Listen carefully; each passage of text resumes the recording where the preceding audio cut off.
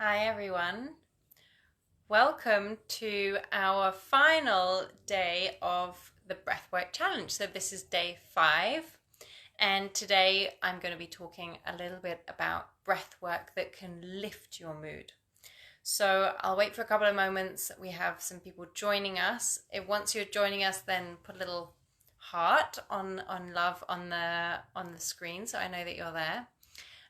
So over the last 5 days, we've been going over different breathing exercises. So I really recommend that you go back and check out the other videos if you haven't already. We talked about breathing or the breath and the nervous system on day 1. So if you haven't checked that out, then we talked about Rachel talked about breathing dysfunctions on day 2. That's a really important one, so go and check that out. I talked about, what did I talk about on calming breaths on day 3, and then Rachel talked yesterday about natural urges. There we go, I've remembered all of them. Cool, yeah, I can see some hearts coming through, send them my way, let everyone know that you're here. So we talked about natural urges, particularly looking at the natural urges from the Ayurvedic perspective and how you're not supposed to restrict those or suppress those.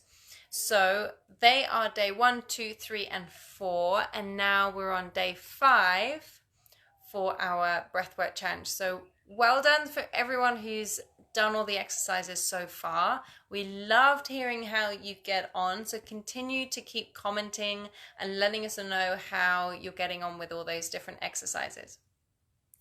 Okay, so today we're talking about breathing exercises to lift your mood. We have breathing exercises to calm you down, calm your nervous system, and then obviously breathing exercises to lift and to energize.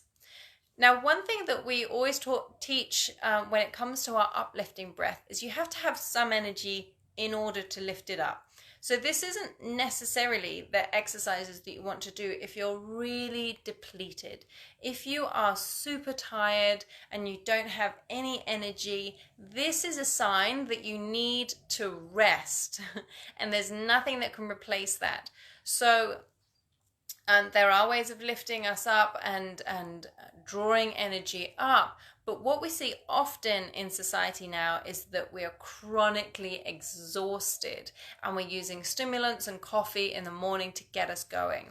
And that's not a true representation of good energy or uplifting energy. It's just making us more wired and nervous, and we have a false sense of energy from an external force. So we want our energy to be flowing freely. We want our energy to be abundant, and if we've had a bad night's sleep, but generally our energy is good, then we can use breath work to help lift it up, clear stagnation. The same way that it's really good to move with our bodies, because if we stay stagnant in our bodies, then we have areas that are not opened up. We have a lot of stagnation in joints or in different areas of the body, and that's when inflammation can form, and that's when the energy doesn't flow as freely and we don't clear out. So we want to find a nice rhythm between moving our bodies, moving our energy, moving our breath, and then also calming and restoring. So if you are someone that feels that you're constantly tired and you're constantly needing things to pick you up, you're needing coffee in the morning, you're needing sweet snacks in the afternoon to keep you going, then it's not necessarily that you need more things to lift you out of this funk. You need to have some sort of practice that helps to restore the energy before you lift it up. So that's one thing to say about uplifting breaths, is first and foremost, we want to really have a good abundant amount of energy before we lift it up. So if you're chronically tired, then go back to day 1 and day 3, particularly of this week, so that you can see how to restore the energy before you lift it up. Okay, so let's say we do feel that we have got energy. Maybe we just had a bad night's sleep, Or maybe it's in the afternoon and you just have a little bit of a slump and you want to use a breathing exercise to lift you up. And this is where breathwork can come in. So we can use energies to help to clear out any stagnation in the lungs. So we can use Kapalabhati, which we're going to do in the next video. So I'm going to go offline and then come back online to do the exercise so you can see it differently. But that, just so you know, looks like this. We give a little kick into the stomach. The stomach goes in and we exhale forcefully through our nose. The inhale comes in between each exhale like normal. You don't keep exhaling all the way down, but the exhale is forced through the nose and then we inhale naturally. So it's not, but it's more of a force out, and that has a little kick. I'll show you my stomach.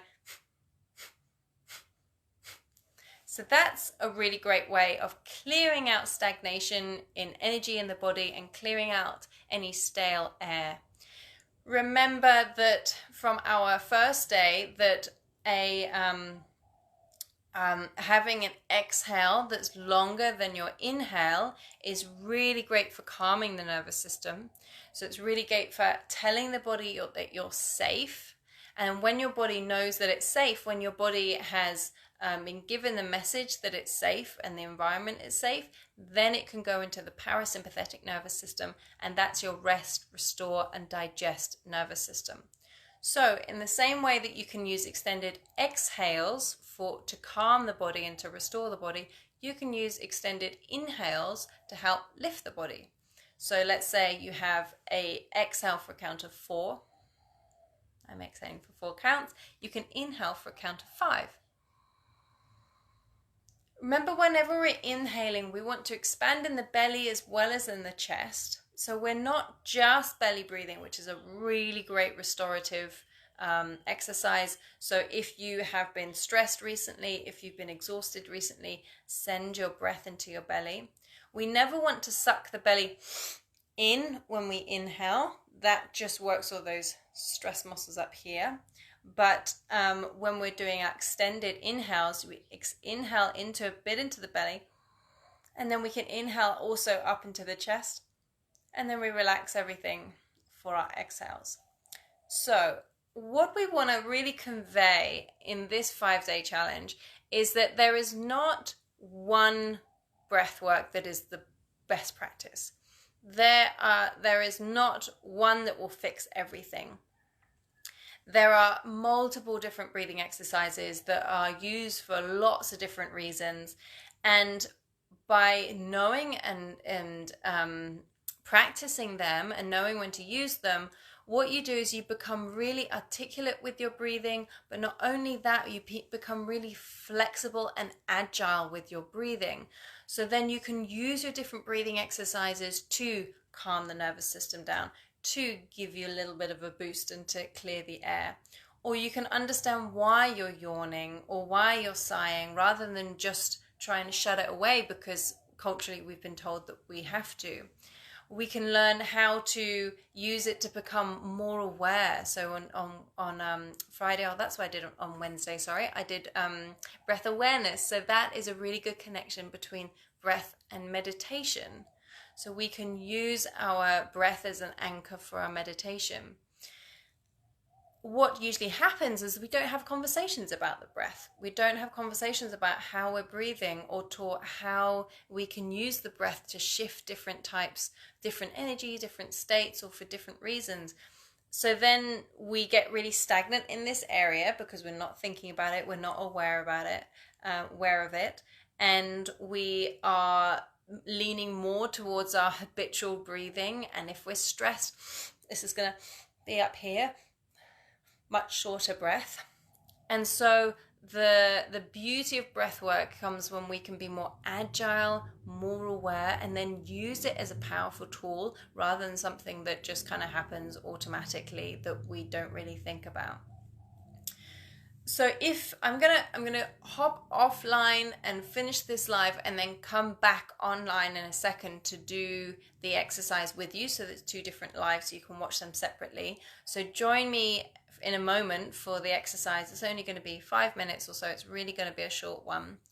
But if these exercises have really piqued your interest in breath work, we really recommend that you check out the the breath coach course that we're offering in 1 week's time, because we go over all these breathing exercises and loads more in more detail. We structure in a way where you really experience the shifts in yourself, and then we teach you how to teach other people as well. So you're not only improving your relationship with your breath, your relationship with your awareness, with your energy, with your emotions, with your physical body, but then you're learning how to guide other people through that. So you can teach your family, you can teach your colleagues, you can hold group sessions, you can hold one-on-one. Not only that, but then also you can start charging for it. So then you can start earning a living by by guiding other people to be healthier and happier people. And that's just amazing. And it's been an incredible journey for Rachel and me. And we are on round 2 of our breath coach training now. And the feedback has been amazing for the first training, and we've loved listening to people's journeys, how they're starting that journey of teaching others. So that's a little bit about how to use the breath to lift up your energy. I can see a few people. Hi Saffron, hi Rachel, hi Linda. So great to see you. Give me a little wave or a comment underneath. I'm going to stop this live now, and then I'll be straight back on. So stay in the Whole Health Project Facebook group, and I'll be there in a second. Just hold on one moment.